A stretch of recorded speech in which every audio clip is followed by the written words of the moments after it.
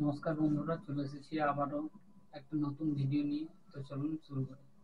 প্রথমে আমাদের যে প্রশ্নটা রয়েছে সেটা হলো, পৃথিবীর কোন প্রাণী সব থেকে বেশি দিন বাঁচে? উত্তরটা হবে টারিডোপসিস ডোরনি জেলিফিশ।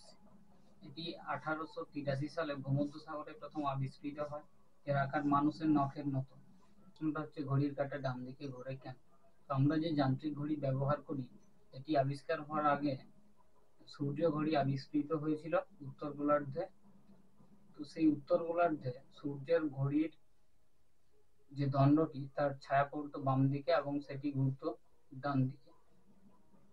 পরবর্তীকালে 1400 শতকের পরে ইউরোপ মহাদেশে যখন যান্ত্রিক ঘড়ি আবিষ্কার করা হলো, তখন সে সূর্য ঘড়ির কথা মাথায় রেখেই যে যান্ত্রিক ঘড়িটি আবিষ্কার করা হলো, সেটির কাঁটাও ডান দিকে ঘুরিয়ে দেওয়া হলো। আর তখন থেকেই ঘড়ির কাঁটার ডান দিকে ঘোরার প্রচলন শুরু হলো, যা এখনো পর্যন্ত চলছে।